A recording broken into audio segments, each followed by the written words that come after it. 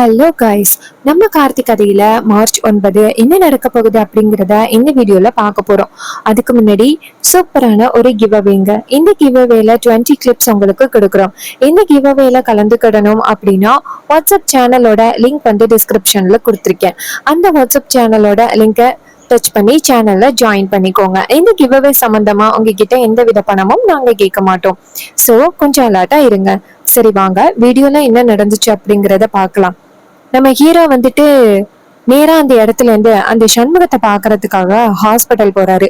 அங்க போயிட்டு சண்முகத்தோட மனைவிய பாக்குறாங்க. சண்முகத்தோட மனைவி சொல்றாங்க, சார், தேங்க்யூ சார், என் புருஷனை கொண்டாந்து கரெக்டான நேரத்துல ஹாஸ்பிட்டல்ல சேர்த்ததுக்கு. ஆனா அவரு இன்னும் கண்முழிக்கவே இல்லை. டாக்டர்ஸ் எல்லாருமே அவரு ரொம்பவே தூங்கிக்கிட்டே இருக்கிறதுக்கு நிறைய வாய்ப்புகள் இருக்கு. இப்போ எனக்கு என்ன பண்றேன்னே தெரியல சார். எனக்குன்னு குடும்பம் இருக்கு, குழந்தை குட்டி எல்லாம் இருக்கு. அவங்களையெல்லாம் எப்படி நான் பாதுகாக்க போறேன் அப்படின்னு தெரியல. இவரு ரொம்ப பேராசைப்பட்டு இப்படி ஒரு விஷயத்த பண்ணிட்டாரு. நான் இப்ப என்ன பண்ண போறேன்னு தெரியல. இத செஞ்சவங்க படுபாவிங்க நல்லாதான் இருக்காங்க. ஆனா இதுல என் புருஷன் தான் மாட்டிக்கிட்டாரு அப்படின்னு சொல்லிட்டு ரொம்ப சோகமா அந்த லேடி பேசுறாங்க. அப்ப ஹீரோ சொல்றாரு, இங்க பாருங்க, நீங்க கவலைப்படாதீங்க. உங்களுக்கு என்ன ஹெல்ப் வேணும்னாலும் அதை நான் கண்டிப்பா பண்றேன். சோ நீங்க தைரியமா இருங்க அப்படின்னு. அவங்க சொல்றாங்க, தம்பி, இங்க யாரு எவருன்னே தெரியல. என் புருஷனை சரியான நேரத்துக்கு ஹாஸ்பிட்டல் கூட்டிட்டு வந்து எனக்கும் உதவி பண்றேன் அப்படின்னு சொல்றீங்க. உங்களை மாதிரி எங்களுக்கு யாருமே உதவி பண்ணது கிடையாது. இவர் பண்ண தப்புக்கு யாரும் உதவி பண்ண வர மாட்டாங்க அப்படின்னு நினைச்சு நான் வேதனையில நின்னுகிட்டு இருந்தேன். ஆனா நீங்க சரியான நேரத்துக்கு வந்து எனக்கு உதவி பண்றீங்க. நீங்க நல்லா இருக்கணும் தம்பி. அப்ப ஹீரோ சொல்றாரு, இங்க பாருங்க, இவரால எங்க குடும்பத்துல ரொம்ப பெரிய பிரச்சனை ஆகிருச்சு. இதை கேட்டதும் அந்த லேடி ஷாக் ஆகி, என்ன சார் சொல்றீங்க? அப்ப ஹீரோ சொல்றாரு, ஆமா, இவரு பை நிறைய நகைய கொண்டு போய் எங்க அம்மாவோட நினைவு இடத்துக்கு கீழே பதிச்சு வச்சுட்டாரு. அவர் யாரு அப்படிங்கிறத நான் கண்டுபிடிச்சிட்டேன். போயிட்டு அவரை கண்டுபிடிச்சு ஏன் இப்படி பண்ணீங்கன்னு கேட்டு கார்ல ஏத்து போகும் பொழுது அவரு என்னை தள்ளி விட்டு தப்பிச்சு போக பார்த்தாரு. அப்பதான் இவருக்கு இந்த மாதிரி ஒரு காயம் பட்டுருச்சு. இதை கேட்டதும் அந்த லேடி ஷாக் ஆகுறாங்க. சார், இவர் இவ்வளவு பெரிய தப்பு பண்ணிருக்காரு. அப்ப ஹீரோ சொல்றாரு, அது மட்டும் இல்லாம எங்க வீட்டுல உள்ள எல்லாருமே இப்ப நிம்மதி இல்லாம இருக்கோம். இந்த நகை காணாம போனதுனால ஒட்டுமொத்த ஊரும் எங்க மேல திருட்டு பட்டம் கட்டி இருக்கு. ஒவ்வொரு நாளும் எங்க எல்லாருக்குமே ரொம்ப கஷ்டமா இருக்கு. இப்போ என் ஒய்ஃப் வந்து வீட்டுக்கு வெளியில உட்காந்துருக்காங்க. அத்தை என் மேல நான் தான் அந்த நகையை எடுத்திருப்பேன் அப்படின்னு பழி போட்டதுனால என் பொண்டாட்டி ரோஷப்பட்டு வீட்டு வாசல்ல உட்காந்துருக்காங்க. சோ அவங்கள பத்திரமா மறுபடியும் வீட்டுக்குள்ள கூட்டிட்டு போகணும். என் மேல எந்த தப்பும் இல்லை அப்படின்னு அத்தை கிட்ட நிரூபிக்கணும். அதுக்குதான் எனக்கு என்ன பண்றேனே தெரியல. இதை கேட்டதும் அவங்க சொல்றாங்க, தம்பி, என் புருஷன் கண் முழிச்சதும் கண்டிப்பா உங்களுக்கு போன் பண்ணி கூப்பிட்டு அவரை சொல்றேன் சார். அதே நேரத்துல டக்குன்னு டாக்டர்ஸ் வந்துட்டு அந்த சண்முகத்துக்கு ட்ரீட்மெண்ட் கொடுத்துக்கிட்டு இருக்காங்க ரொம்ப அவசரமா. இத பார்த்துட்டு நம்ம ஹீரோ நினைக்கிறாரு, என்னடா இது, நம்ம ஒண்ணு நினைச்சா இங்க ஒண்ணு நடக்குதே. இவரு நல்லபடியா கண்முழிச்சே வந்துட்டாரு அப்படின்னா நமக்கு எந்தவித பிரச்சனையும் இல்லை அப்படின்னு நினைச்சேன். பட் இவர் எப்படி இருக்காரு இந்த நிலைமையில அப்படின்ட்டு ரொம்ப ஒரி பண்றாங்க. அப்போ அந்த லேடி சொல்றாங்க, சார், என்ன சார் இது, இங்க எல்லாம் நடக்கிறத பார்த்தா எனக்கு ரொம்ப கஷ்டமா இருக்கு. இவரு கண்முழிக்க மாட்டாரா அப்படின்னு தோணுது. அப்ப ஹீரோ சொல்றாரு, இங்க பாருங்க, கவலைப்படாதீங்க, அவரு கண்டிப்பா சீக்கிரம் கண்முழிப்பாரு. நான் எப்பவுமே உங்களுக்கு ஆதரவா இருக்கேன் அப்படின்னு சொல்லி தைரியம் கொடுக்குறாங்க. இன்னொரு பக்கம் நம்ம ஹீரோ வெளியில வரத அந்த வில்லன் பாக்குறாரு, முத்து. அவரு பார்த்ததும், ஆஹா, இவன் தான் இது எல்லாத்துக்கும் காரணமா? சோ கண்டிப்பா நம்ம வந்து அந்த சண்முகத்தை விடக்கூடாது. அவன் மட்டும் வெளியில வந்தான் அப்படின்னா நம்மளை பத்தின உண்மையை சொல்லிடுவான். சோ நம்ம ஒரு பிளான் பண்ணணும் அப்படின்னு நேரா சிவனாடிக்கு போன் பண்றாங்க. அவரு போன் அட்டன் பண்ணி, சொல்லுங்க அப்படின்னு சொல்ல முத்து சொல்றாரு, மவனே, இங்க ரொம்ப பெரிய பிரச்சனையில மாட்டிக்கிட்டோம்டா. அந்த சண்முகம் மட்டும் கண்முழிச்சான் அப்படின்னா கண்டிப்பா நம்ம தான் இப்படி பண்ணோம் அப்படிங்கறத சொல்லிடுவான். அதுக்கப்புறம் மறுபடியும் நம்ம ஜெயிலுக்கு போக வேண்டியதுதான். இப்ப என்னடா பண்றது? சிவனாண்டி சொல்றாரு, சித்தப்பா, என்ன சித்தப்பா என்கிட்ட கேள்வி கேக்குறீங்க? அவனை என்ன பண்ணணுமோ பண்ணிருங்க. அவனால நமக்கு எந்த வகையிலையும் பிரச்சனை வரக்கூடாது. இதை கேட்டதும் அவரும், சரிடா மவனே, அப்ப நான் பாத்துக்கிறேன் அப்படின்னு சொல்லிட்டு நேரா உள்ளார போறாங்க. அங்க போயிட்டு அந்த லேடி கிட்ட, அம்மாடி, உன்னை யாரோ கூப்பிட்டாங்க அப்படின்னு சொன்னதும் அந்த லேடியும், எங்க அண்ணனை வர சொல்லி இருந்தேன், அவராதான் இருக்கும், சரி செத்த நேரம் பாத்துக்கிடுங்க, நான் போயிட்டு வரேன். முத்துவும் சரி அப்படிங்கிறாரு. அப்ப முத்து வந்துட்டு நைஸா அந்த ரூமுக்குள்ள போயிட்டு அந்த சண்முகத்துக்கு முகத்துல வச்சிருப்பாங்கல்ல அது எல்லாத்தையுமே கைட்டி போட்டுறாரு. போட்டுட்டு வெளியில வந்துடுறாரு. இதனால அந்த சண்முகத்துக்கு மூச்சு திணறல் வந்து அப்படியே மயங்கிடுறாரு. இன்னொரு பக்கம் டாக்டர்ஸ் எல்லாமே அவசர அவசரமா உள்ளார ஓடுறாங்க. ஓடி போய் பார்த்தா அவரு மறுபடியும் வந்துட்டு சுத்தமா தூக்க நிலைக்கு போயிட்டாரு. இத பார்த்ததும் டாக்டர்ஸ் வந்துட்டு அதிர்ச்சி ஆகுறாங்க. ச்சே, நமக்கு கிடைச்ச கடைசி வாய்ப்பு. நர்ஸ், இதை யாரு ரிமூவ் பண்ணது? நர்ஸ் சொல்றாங்க, சார் இதை நாங்க எடுக்கவே இல்லை சார். டாக்டர் சொல்றாங்க, இங்க பாருங்க, நம்மள மீறி இந்த ரூம்குள்ள யாரும் வரக்கூடாது அப்படின்னு. இன்னொரு பக்கம் முத்து அந்த இடத்துல இருந்து எஸ்கேப் ஆயிடுறாரு. அப்ப சண்முகத்தோட மனைவி அந்த இடத்துக்கு வராங்க. வந்ததும் டாக்டர் கேக்குறாங்க, மேடம் நீங்க எங்க போனீங்க அப்படின்னு. அதுக்கு அவங்க சொல்றாங்க, சார் எங்க அண்ணன் கூப்பிட்டாரு அப்படின்னு இங்க ஒருத்தர் சொன்னாரு சார், அதான் வெளியில போனேன். டாக்டர் சொல்றாங்க, மேடம் நீங்க போன நேரத்துல இவர் முகத்துல இருக்கிற இந்த மாஸ்க வந்து கழட்டிட்டாங்க. இதனால அவருக்கு மூச்சு திணறல் வந்து மறுபடியும் மயக்க நிலைக்கு போயிட்டாரு. மறுபடியும் இவர் எப்போ கண் விழிப்பார் அப்படின்னு சொல்லவே முடியாது. இதை கேட்டதும் ரொம்பவே அதிர்ச்சி ஆகுறாங்க அவங்க. என்ன சார் இப்படி சொல்றீங்க? அதுக்கு டாக்டர் சொல்றாங்க, இங்க பாருங்க மேடம், உங்களை பாதுகாப்பா பாத்துக்க சொன்னோம். ஆனா விட்டுட்டே நீங்க எங்க மேடம் போனீங்க? இதனால உங்க புருஷனோட உயிருக்கு தான் ஆபத்து வந்துருச்சு. இதை கேட்டதும் அந்த லேடி அழுகுறாங்க. சார் என்ன சார் இப்படி சொல்றீங்க அப்படின்ட்டு. இன்னொரு பக்கம் முத்து செம்ம ஹாப்பியா, அப்பாடா இனிமே அந்த சண்முகத்தால நமக்கு எந்தவித பிரச்சனையும் இல்லை அப்படின்ட்டு நேரா வந்து அந்த சிவனாண்டிக்கு ஃபோன் பண்றாங்க. சிவனாண்டி போன் அட்டன் பண்ணி, சொல்லு சித்தப்பா. அவரு சொல்றாரு, மவனே சக்சஸ்டா. உன் சித்தப்பன் இதுலயாவது கால் வச்சா ஜெயிக்காமையா இருப்பான். கரெக்டா நம்ம பிளான் ஒர்க் அவுட் ஆயிட்டு. இனிமே அந்த சண்முகம் கண் முழிக்கிறதுக்கு வாய்ப்பே இல்லை. இதை கேட்டதும் சிவனாண்டி ரொம்ப சந்தோஷப்படுறாரு. சூப்பர் சித்தப்பா. சரி, அந்த இடத்துல உன்னை வேற யாரும் பாக்குறதுக்குள்ள எஸ்கேப் ஆயிரு. முத்துவும் சரிடா மவனே அப்படின்ட்டு கிளம்பிடுறாங்க. இன்னொரு பக்கம் நம்ம ஹீரோ மறுபடியும் அந்த சண்முகத்தை பாக்குறதுக்காக ஹாஸ்பிட்டல் வராங்க.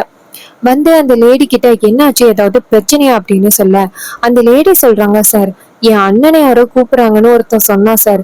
சரின்னு நானும் வெளியில போனோம் சார். அங்க போய் பார்த்தா எங்க அண்ணன் இல்ல. வரத்துக்குள்ள அவரு என் புருஷனோட முகத்துல இருக்கிற மாஸ்க் எல்லாத்தையும் யாரை கழட்டிட்டாங்களாம். இதனால அவரு ரொம்ப மூச்சு விட முடியாம போய் மறுபடியும் மயக்க நிலைக்கு போயிட்டாரு. அவர் எப்ப கண் விழிப்பாருன்னு தெரியாது அப்படின்னு டாக்டர் சொல்லிட்டாங்க. எனக்கு கேட்கவே ரொம்ப பயமா இருக்கு சார். எனக்கு இப்ப என்ன பண்றேனே தெரியல. அப்ப ஹீரோ சொல்றாரு, சரி நான் இத பத்தி டாக்டர் கிட்ட கேட்டுட்டு வரேன் அப்படின்னு ஹீரோ நேரா டாக்டரை போய் பாக்குறாங்க. டாக்டர் வந்துட்டு ஹீரோவை பார்த்து, சொல்லுங்க சார்.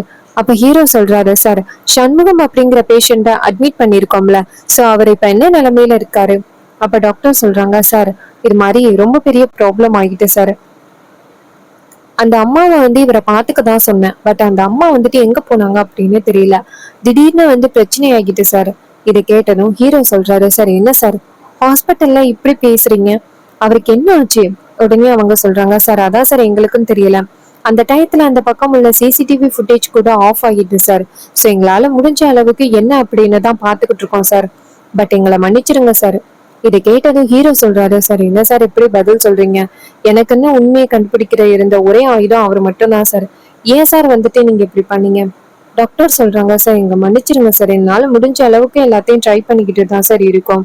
ஸோ மறுபடியும் வந்துட்டு அவர் கண்முழிக்கிறது ரொம்ப ரேரு சார். இது கேட்டதும் நம்ம ஹீரோவுக்கு ரொம்ப அதிர்ச்சி ஆகுது. என்னடா இது இவங்க இப்படி சொல்லிட்டாங்களே, இதுக்கப்புறம் என்னடா பண்றது அப்படின்ட்டு நம்ம ஹீரோவுக்கு ரொம்பவே குழப்பமா இருக்கு. அப்புறம் நம்ம ஹீரோ சோகமா இந்த பக்கமா வராங்க. அப்ப அந்த லேடி நேரா ஹீரோவை பார்த்து, சார் அவன் யாரு அப்படிங்கிறது எனக்கு தெரியும் சார். ஆனா அவனை கண்டிப்பா நான் விட மாட்டேன்.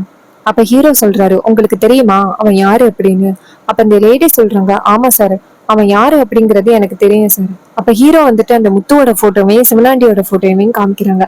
அந்த லேடி ரெண்டு பேரோட போட்டோவை பார்த்துட்டு, சார் இவன் தான் சார் வந்தான், இவன் தான் வெளியில என்னோட அண்ணன் கூப்பிடுறாங்கன்னு சொன்னான். உடனே நானும் வெளியில போயிட்டேன். இந்த நேரத்தை பயன்படுத்தி தான் சார் இவன் ஏதோ பண்ணியிருக்கான். அப்ப ஹீரோ சொல்றாரு, சரி ஓகே அப்படின்னு சொல்லிட்டு, நீங்க கவலைப்படாதீங்க, கண்டிப்பா உங்க புருஷனுக்கு இந்த வகையில ஆபத்து கொடுத்தவன நான் சும்மா விட மாட்டேன் அப்படின்ட்டு ஹீரோ வெளியில வராரு. அப்ப நம்ம ஹீரோவுக்கு ஒரே குழப்பமா இருக்கு. நமக்குன்னு இருந்த ஒரு ஆதாரத்தையும் அவனுங்க காலி பண்ணிட்டானுங்க. இப்ப என்ன பண்றது அப்படின்னு ஹீரோ யோசிக்கிறாரு. அப்பதான் ஒருத்தன், நம்ம தானே இத வந்து எடுத்தோம் அப்படின்னு வந்து நம்ம மேல பழி சொன்னான். சோ அவனை வந்து நம்ம பிடிப்போம், அவனுக்கு ஏதாவது உண்மை தெரியறதுக்கு வாய்ப்பு இருக்கு அப்படின்ட்டு அந்த பொய் சாட்சி சொன்னவனை போய் பாக்குறதுக்காக நம்ம ஹீரோ கிளம்புறாரு. நம்ம ஹீரோவுக்கு அது யாரு அப்படின்னு தெரியாது. இதனால மயிலு கிட்ட கேட்டுக்கிட்டு அவனை போய் பார்க்கலாம் அப்படின்னு ஹீரோ முடிவு பண்றாரு. நம்ம ஹீரோ வந்துட்டு நேரா மயிலுக்கு போன் பண்ண, மயில் அந்த இடத்துக்கு வராரு. அப்ப மயிலு கேக்குறாரு, சகல என்னாச்சு சகல, உண்மைய கண்டுபிடிச்சாச்சா அப்படின்னு. அப்ப ஹீரோ சொல்றாரு, என்னால முடிஞ்ச அளவுக்கு உண்மையை கண்டுபிடிக்கிறதுக்கு ரொம்ப ட்ரை பண்ணிக்கிட்டு தான் இருக்கேன். ஆனா நிறைய தடைகள் வருது, என்ன பண்றதுன்னு தெரியாம குழப்பத்துல இருக்கேன். அப்ப மயிலு சொல்றாரு, சகல என்ன சகல, அடுத்தடுத்து இப்படி நமக்கு பிரச்சனை வந்துகிட்டே இருக்கு. ரேவதியும் வீட்டுக்குள்ள வரமாட்டேன், சாப்பிட மாட்டேன் அப்படின்னு சொல்லிட்டு ரொம்ப பிடிவாதம் பண்ணிக்கிட்டு வெளியில உட்காந்துருக்கா. அவளை அந்த நிலைமையில பாக்குறதுக்கும் எனக்கு ரொம்ப கஷ்டமா இருக்கு சகல. அப்ப ஹீரோ சொல்றாரு, இங்க பாருங்க, என்கிட்ட ஒருத்தன் வந்து சொன்னான்னா நான் தான் அந்த நகை எடுத்தேன் அப்படின்னு பொய் சாட்சி சொன்னான்னு. சோ அவன் வீடு எங்க இருக்குன்னு தெரியுமா? மயில சொல்றாரு, சகல அவனுக்கு தெரியும் சகல, வாங்க போவோம் அப்படின்ட்டு நேரா அந்த ஆளு வீட்டுக்கு போறாங்க. அங்க போயிட்டு அந்த பையனை பாக்குறாங்க. அந்த பையன் ஹீரோவை பார்த்ததும், எதுக்கு இங்க வந்திருக்கீங்க அப்படின்னு சொல்ல, அப்ப ஹீரோ சொல்றாரு, என் மேல பொய் சாட்சி சொன்னியல்ல, உன்னை பிடிக்கிறதுக்காக தான் வந்திருக்கோம். இது கேட்டதும் அவரு சொல்றாரு, நான் ஒண்ணும் பொய் சொல்லலையே, நீங்க தான் வந்துட்டு அந்த நகையை என்கிட்ட கொடுத்தீங்க, அதுக்கான ஆதாரம் என் கையில இருக்கு. அப்ப ஹீரோ சொல்றாரு, இங்க பாரு, நீ எடிட் பண்ணி கொடுத்தது அது ஒரு எடிட் அப்படிங்கிறது நான் வந்துட்டு பெரிய அதிகாரிங்க கிட்ட கொடுத்து கண்டுபிடிச்சிட்டேன். நீ சொன்னது எல்லாமே பொய் அப்படிங்கறது நல்லாவே தெரியும். மரியாதையா வந்து அதிகாரிங்க கிட்ட யார் இத பண்ணாது அப்படிங்கறத சொல்லு. உடனே அவர் சொல்றாரு, நான் சொல்ல முடியாது அப்படின்னு. அப்ப ஹீரோ அந்த ஆளை வெளுத்து கட்டுறாங்க. அப்ப அவரு சொல்றாரு, சார் சார் நான் சொல்லிடுறேன் சார், என்னை விட்டுருங்க சார். உடனே மயிலு சொல்றாரு, இப்படி வெளுத்து வாங்கினாதான் நீங்க உண்மையை சொல்லுவீங்க போல அப்படின்ட்டு நேரா அவரை பிடிச்சுக்கிட்டு அங்க அதிகாரிங்களை பாக்குறதுக்காக போறாங்க. அப்போ அதிகாரிங்க ஹீரோவை பார்த்து, சார் இவன் தானே சார் அன்னைக்கு உங்க மேல சாட்சி சொன்னது? அப்ப ஹீரோ சொல்றாரு, ஆமா சார் இவன் தான் சார். இவனை வந்துட்டு நீங்க விசாரிச்சா என்ன நடந்துச்சு அப்படிங்கிறது தெரியும். உடனே அவரும் சரிங்க சார் அப்படின்னு சொல்லிட்டு நேரா அந்த ஆளு கிட்ட, டே உண்மையை சொல்லுடா, இது யாரா பண்ணது அப்படின்னு சொல்ல, அவங்க சொல்றாங்க, சார் சார் இது எல்லாத்தையும் அந்த சிவனாண்டியும் அந்த முத்துவும் தான் சார் என்ன அப்படி சொல்ல சொன்னாங்க. அப்படி சொல்லல அப்படின்னா என்ன சும்மா விட மாட்டேன் அப்படின்னு சொன்னாங்க. நான் பயந்துகிட்டு அவங்க சொன்னது எல்லாத்தையுமே செஞ்சேன் சார். அந்த வீடியோ கூட எடிட் பண்ண வீடியோ சார். இது கேட்டதும் அதிகாரிங்க சொல்றாங்க, ஓ அப்படியா கதை சார், ஏற்கனவே அந்த சிவனாண்டியோட குடும்பத்துக்கும் உங்க குடும்பத்துக்கும் நிறைய பிரச்சனைகள் போயிட்டு இருந்துச்சுல்ல, இவன் திருந்தவே மாட்டான் போல, எப்ப பார்த்தாலும் உங்க குடும்பத்துக்கு ஏதாவது ஒரு வகையில பிரச்சனை கொடுத்துக்கிட்டே இருக்கான். அப்ப ஹீரோ சொல்றாரு, சார் அவனுக்கு எப்படியாவது அத்தை பதவியில இருக்காங்கல்ல அந்த பதவியை பறிக்கணும் அப்படின்னு ஆரம்பத்துல இருந்து ஆசை சார். அதனாலதான் சார் அவன் இப்படி பண்ணிக்கிட்டு இருக்கான். இதை கேட்டதும் அதிகாரிங்க சொல்றாங்க, சரி எங்களுக்கு தேவையான ஆதாரம் கிடைச்சிருச்சு, சோ அந்த ஆதாரத்தை வச்சு நாங்க அவங்கள பாத்துக்கிறோம், சோ நீங்க கவலைப்படாதீங்க சார்.